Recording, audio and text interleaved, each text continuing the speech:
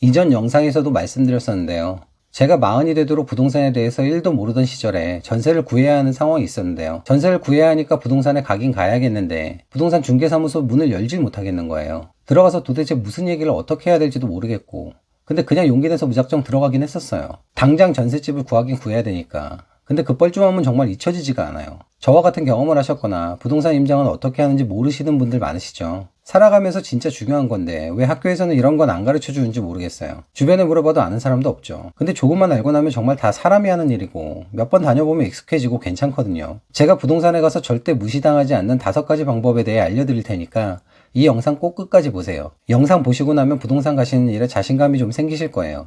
일단 부동산 임장이라는 용어 자체가 생소하신 분들도 계실 텐데요. 임장이라는 건 사실 일본식 표현이라고 하고요. 우리말로는 현장 답사 정도가 됩니다. 근데 이 임장도 3가지 목적으로 분류를 해야 임장에 대해 좀 감이 오실 것 같아서 3가지로 일단 대략적인 설명을 드릴게요. 그리고 나서 이 3가지 임장 중에서 부동산 임장할 때 어떻게 해야 하는지를 알려드릴게요. 첫 번째, 입지 임장이에요. 내가 집을 사려는 혹은 전세를 살려는 지역의 전체적인 큰 그림을 보러 가는 거예요. 이 지역의 큰 상권은 어디에 있는지, 그 상권의 느낌은 어떤지, 학원가는 어디에 있는지, 그 지역 그 동네 사람들의 느낌은 어떤지, 전체적인 분위기와 입지를 본다고 생각하시면 돼요. 그래서 입지 임장을 할 때는 임장 동선을 그리고 가시는 게 좋아요. 카카오맵이나 지도를 켜고 내가 가려는 동네를 검색해서 거리 재기 기능을 통해 대략 동선을 짜고 나서 가세요. 이렇게 대략 준비를 하고 나서 실제로 그 동네에 가서 큰 부담 갖지 마시고 한 바퀴 쭉 돌아보세요. 메인 상권이 있는 지역에 도착하면 검색해서 맛집도 한번 들어가 보시거나 카페에 가서 가볍게 커피 한잔 하셔도 됩니다. 그러면서 전체적으로 어떤 동네인지 감을 잡아나가는 거예요. 어떤 분들은 차로 한 바퀴 돌라고 하는 경우도 있는데 걸어보시면 알아요. 차로 쓱 지나치는 것과 실제로 그 동네를 걸어보는 건 임장을 하고 나면 기억에 각인되는 게 천지 차이라는 걸 깨닫게 될 거예요. 그러니까 마치 그 동네 사람 마냥 직접 걸어보시는 걸 추천드립니다. 둘째, 아파트 임장 또는 단지 임장이에요. 이건 내 집 마련 혹은 투자를 하려는 동네에 있는 아파트들을 하나씩 방문해 보는 거예요. 아파트도 세대수에 따라, 연식에 따라, 그리고 위치에 따라 다 다르잖아요. 그런데 실제로 가보면 현장에서만 보이는 것들이 많아요. 네이버 부동산이나 호갱노노 같은 부동산 어플로는 한계가 있어요. 특히나 내 집 마련하시는 분들은 후보 단지들을 직접 방문해야 되는 건 당연하겠죠. 나와 내 가족이 살 거니까. 단지가 깨끗하게 관리되어 있는지, 조경은 어떤지, 구축을 사려는 분들은 계단식인지 복도식인지, 복도식이라면 외창이 있는지, 엘리베이터는 한 층에 몇 세대가 함께 쓰는지, 지하주차장은 연결이 되어 있는지, 단지 내 경사가 있지는 않은지 등등등. 온라인에서 손품을 팔아서 알 수 있는 것들도 있지만 현장에 직접 와봐야 알 수 있는 것들이 너무 많거든요. 그리고 아파트는 평생에 최소한 한두 번은 거래를 하게 되잖아요. 그리고 그 금액도 크고요. 그러니 단지 보는 것도 좀 익숙해지면 유용하겠죠. 셋째, 이 영상의 주제인 부동산 임장입니다. 사실 가장 추천드리는 방법은 내가 내 집 마련이나 투자 용도로서 후보 지역을 정했다면 입지 임장, 아파트 임장, 부동산 임장 순으로 순서대로 임장을 해보시는 정석적인 방법입니다. 그렇게 순서대로 하면 사실 부동산에 방문해도 물어보고 싶은 질문들이 많이 생기고 또 사장님과 대화를 이어나가기가 수월해지거든요. 그런데 제 영상을 봐주시는 분들은 부동산이 익숙하지 않으신 분들이 많을 테니까 그런 정석적인 방법은 디테일하게 설명드릴 게 너무 많아서 영상으로 담기는 힘들고요. 일단 부동산 임장에 국한해서 꼭 아셔야 할 5가지만 말씀드릴게요. 첫 번째, 일단 예약을 하고 간다. 부동산에 가시려면요, 가장 좋은 방법은 미리 예약을 하고 가시는 방법입니다. 그러려면 내가 알고 싶은 지역이나 단지, 동네에 대해 조금이라도 일단 검색을 해보시고요. 네이버 부동산에서 매물 검색을 하고 나서야 예약을 할 수 있겠죠. 예를 들어 내가 성수동에 부동산을 한번 가보고 싶어요. 워낙 각광받는 곳이니까. 그럼 일단 성수동을 네이버 부동산에서 치시고요. 가서 보고 싶거나 한 단지를 검색하세요. 그리고 가장 저렴한 매물 하나를 찾아서 확인해 보시면 이렇게 부동산이 나오고요. 그럼 이 부동산에 전화를 걸어서 방문 예약을 하는 거예요. 집 보는 예약을 하는 거죠. 혹은 집을 보는 게 부담스러우시다면요, 전화를 해서 그냥 이 단지 혹은 이 근처에 이사 오고 싶은데 언제 부동산 방문 좀 해도 될까요? 하고 말해도 아마 길 가다가 아무 부동산이나 하나 찍어서 들어가는 것보다는 훨씬 나으실 거예요. 실제 부동산에 가서 저 전에 전화드렸던 사람인데 하고 시작하시면 그래도 부동산 사장님들과 대화의 물꼬를 트기가 훨씬 수월해요. 예약을 하고 가는 데 있어서 또 하나의 장점은요, 헛걸음을 하지 않을 수 있다는 건데요. 지역마다 부동산들이 쉬는 주말이 있어요. 평일에 방문하는 거면 모르겠지만 직장인들이나 생업에 종사하시는 분들은 주중에 시간 내기가 쉽지 않죠. 토요일같이 주말에 시간을 내서 배우자랑 같이 방문할 수도 있잖아요. 그런데 어떤 지역은 토요일에 격주로 쉬는 곳들도 있어요. 분당이 그렇거든요. 그러니 미리 예약을 하거나 최소한 전화 한 통 걸어보고 가시는 게 좋죠. 둘째, 실제 사려는 느낌을 주셔야 돼요. 부동산 사장님들은 상승장에서는 거래가 많아 바쁘시고요. 하락장에서는 거래가 안 되니까 상당히 힘드신 경우가 많습니다. 그런데 그냥 길 가다가 대충 질문이나 하려고 들어왔다거나 등에 백팩 메고 누가 봐도 공부하러 온 것 같은 티를 내는 사람은 좋아하지 않습니다. 혹지 않은 투자자들을 부동산 사장님들이 좋아하지 않는다고 하는 경우도 있는데 그건 틀린 말이에요. 부동산 사장님들이 제일 싫어하는 사람은 안 살 것 같은 사람입니다.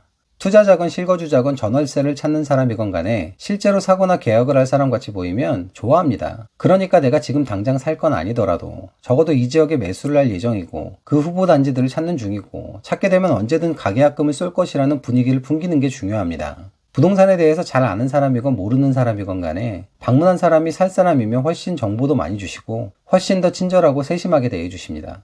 부동산을 잘 모르시거나 많이 안 다녀보신 분들은 네이버에 있는 매물이 다인 줄 알고 있는 경우가 많은데요. 그렇게 하면 절대 금매도 못 잡습니다. 현장에 나가지 않으면 금매란 건 없어요. 네이버에 올라와 있는 물건도 실제로 부동산을 다니다 보면 막 몇천씩 내고가 가능한 경우도 많거든요. 특히 지금 같은 하락장에서는요. 그리고 흔히 장부 물건이라고 하죠. 네이버에 등록하지 않고 그 부동산 사장님 혼자 가지고 있는 물건. 그런 것들이 진짜 조건이 좋은 것들이거든요. 굳이 네이버에 올리지 않아도 내가 팔 수 있을 정도로 매력적인 물건이니까 그런 건 임장 가지 않으면 절대 못 건지는 거죠. 셋째, 공통적인 질문 몇 개는 반드시 익히고 가세요. 제가 처음 부동산 공부를 하면서 부동산에 전화를 하거나 방문을 할 때는요. 질문 리스트를 가지고 다녔어요. 그런데 이제는 너무 많이 다녔으니까 그냥 공통적인 질문들이 있어요. 이 근처 사람들은 주로 어디로 출퇴근하는지, 지하철은 가까운지, 버스 정류장은 어디 있는지, 초등학교는 어디로 보내는지, 중학교는 어디 배정받는지, 학원가는 있는지, 주로 어떤 주거 형태의 특징을 갖는지, 이건 학생들이 많은지, 아이들이 많은지, 아니면 신혼부부가 많은지 이런 질문들이거든요.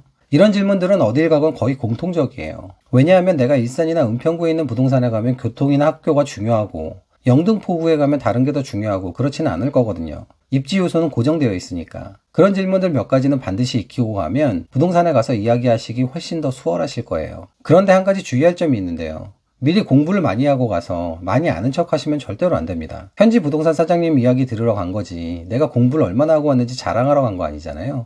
듣는 게 중요해요. 그리고 사람 심리가 뭔가 막 아는 척하고 하는 사람에게는 그렇게 잘 아니까 얘기 안 해줘도 되겠네, 잘 알겠네 하게 되거든요. 그러니 절대 아는 척은 금물입니다. 넷째, 방문할 때 편의점에서 커피라도 하나 사서 가보세요. 아니면 요즘 컴포즈 커피나 메가커피 같이 부담스럽지 않은 가격의 커피도 많잖아요. 그런 거 하나 사들고 가보세요. 그럼 사장님이 뭐 해준 것도 없고 설명을 시작도 안 했는데 벌써 뭔가 작은 선물을 받은 거잖아요. 그럼 뭐라도 하나 정보를 더 주려고 하기 마련입니다.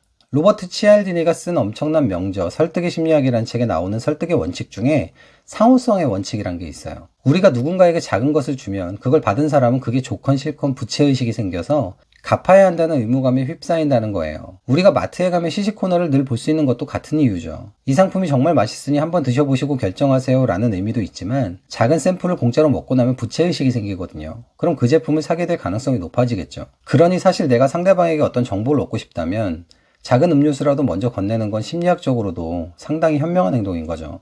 마지막으로 다섯째, 사실 이 모든 방법이 우선하는 가장 중요한 건데요. 바로 시작의 어려움을 깨고 일단 나가는 것입니다. 한 10번만이라도 나가서 부동산 몇 곳을 방문해보세요. 어떤 일이건 간에 마찬가지지만 처음에 시작이 어렵지 익숙해지면 정말 아무것도 아니고요. 빈도가 늘어날수록 점점 더 수월해짐을 느낄 겁니다. 방에서 컴퓨터로 네이버 지도 보고 카카오맵 보면서 파악하는 건 한계가 있어요. 기억에 잘 남지도 않고요. 부동산 사장님과 전화로 대화하는 것도 정보 제공에 한계가 있죠. 가서 얼굴 들이밀고 이야기도 좀 나누고 해야 좋은 정보, 좋은 물건도 브리핑해 주시고 하는 겁니다. 같은 부동산 투자를 하는 제 지인 중에는 부동산 사장님이랑 너무 친해져서 방문하면 같이 김치찌개도 먹고 커피도 마시고 막 한두 시간씩 이야기 나누다 오는 분들도 있어요. 그런 분들도 다 처음에 있었을 거고요. 자꾸 방문하고 익숙해지다 보니까 그 경지까지 간 거거든요. 그러니 꼭 직접 한 번이라도 나가보시길 바랍니다. 자, 이렇게 지금까지 임장의 종류에 대해서 간략히 설명드리고 부동산 임장 시 중요한 5가지 사항에 대해서 말씀드렸는데요. 정리하자면 임장에는 전체적인 숲을 보는 큰 그림을 그리는 목적의 입지 임장이 있고 그 숲 안에 나무를 보는 아파트 임장이 있고 그보다 더 세부적인 부동산 임장 이렇게 3가지가 있다고 말씀드렸고요. 그 중에서도 오늘의 주제인 부동산에 가서 무시당하지 않고 두려움을 없애는 방법인 부동산 임장법 5가지에 대해 알려드렸습니다. 사람들은 생각보다 귀찮은 것을 싫어합니다. 밖에 나가는 거, 내가 익숙하지 않은 거 싫어해요. 그래서 잘 안 합니다. 그리고 그렇기 때문에 거기에 사람들이 안 하고 귀찮아하는 그곳에 기회가 있고 돈이 있는 거예요. 늘 이런 영상 100개 보는 것보다 하나를 보더라도 바로 행동으로 옮기는 것이 훨씬 더 내 삶을 바꿀 가능성을 높이는 일이라는 것 아시죠? 이 영상을 보는 데서 끝내지 마시고 꼭 한 번이라도 실천해 보시길 바랍니다. 지금까지 부동산으로 수저 바꾸기 스푼체인지였습니다.